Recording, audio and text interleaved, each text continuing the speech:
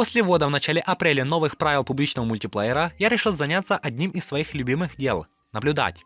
Наблюдать за тем, как люди, которые набили где-то 100 часов в Garry's Mod и не имеют своих серверов, яро начинают вставать на защиту потенциальных нарушителей новоиспеченных правил. Да и поднялась такая сильная словесная война, что в обсуждениях под новостью зашел сам Гарри и начал оправдывать новые правила.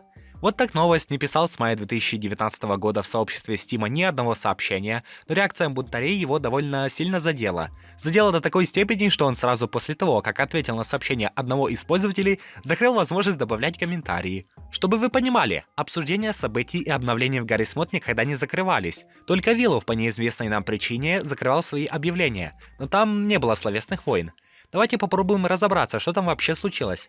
8 апреля выходит новость на Steam форуме, которая называется Defining Server Operator Rules, в которой анонсируется факт того, что уже 15 апреля, то есть через неделю, в силу вступят правила публичного мультиплеера, которые были написаны вообще 2 апреля. Люди, которые как раз таки смотрели редакцию за 2 апреля, могли подумать, что это запоздалая первоапрельская шутка, но мы тут шутки не шутим. В этой редакции, как, впрочем, и во всех других, и текущей, как ни странно, в первом же правиле не написано что-то людоедское. Тут нет ни единого запрета с потолка, по типу запрещаем вам играть на ДРКРП, или все должны писать во время захода на сервер, что Гарри политик, лидер и борец. Но давайте пройдемся по этим правилам, чтобы вам самим было виднее. Правил есть пока что всего лишь 4, которые постепенно делятся дальше на более мелкие пункты объяснения. Первое правило запрещает нарушать методичку для серверов FacePunch, которая, между прочим, существовала и ранее, так что это простой дубль уже существующего правила, и здесь нет на что жаловаться. Второе правило запрещает контент с сексуальным насилием по типу свэпов для износа, аудио и визуальный контент той же тематики в виде моделей или картинок на вашем сервере. Третье запрещает создавать ложную информацию для серверов, и четвертое запрещает вредоносную активность на клиент-сайде игроков сервера. Как вы можете увидеть, здесь нет ничего необычного. Правила как правила, которые работают для игроков.